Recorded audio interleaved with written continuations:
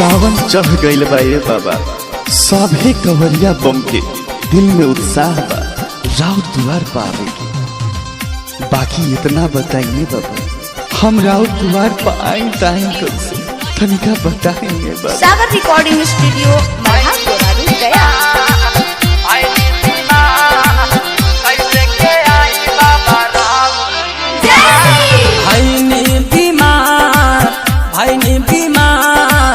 कैसे के आई बाबा राउर दुआर, भैनी बीमार भैनी बीमार, कैसे के आई बाबा राउर दुआर। पूरा देश में बाटे फैलल हाय ई रोग ऐसन चलल हो, पूरा देश में बाटे फैलल ई रोग ऐसन चलल। यही से डारे लागिया हमार, भैनी बीमार भैनी बीमार, कैसे के आई बाबा राउर दुआर। भैनी बीमार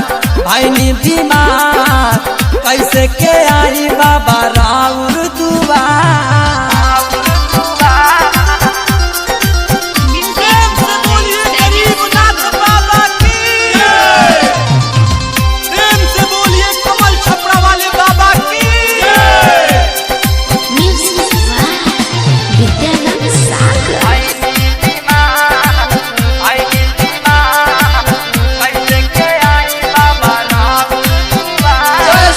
कैसे बताई घरवा के लाचारी, दूर से बोले ली बम मातारी। बहरा में सब जुलुम हम पे कैलाश, गौआ के साथी संगतियो जो गैला। केहू ना हमसे बोलेला हाय, सब मुहवा फेर चलेला हो। केहू ना हमसे बोलेला, सब मुहवा फेर चलेला। जिंदगी में पारल बालम हर दारा, भैनी बीमार कैसे के आई बाबा राउर दुआर। भैनी बीमार कैसे के आई बाबा राउर दुआर। अब रउआ से यही नहीं हो रहा भाई बाबा, अपन भक्त की जिंदगी बचाए। जब राउर भक्त की जान न रही, राउर द्वार पर जल लेके के आई बाबा, के आई।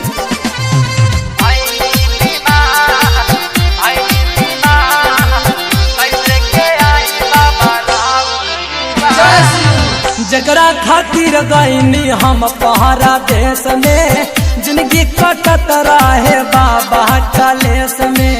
ए बाबा महिमा बाराउर या पार हो, सोनू बिहरिया फसल माझादार हो। हम दर्शन करे आई हाय, जलवा रउआ पे चढ़ाई हो। हम दर्शन करे आई, जलवा रउआ पे चढ़ाई। मुन्ना रैटरवा पे टूटल कहा, भैनी बीमार कैसे के आई बाबा राउर दुआर। भैनी बीमार कैसे के आई बाबा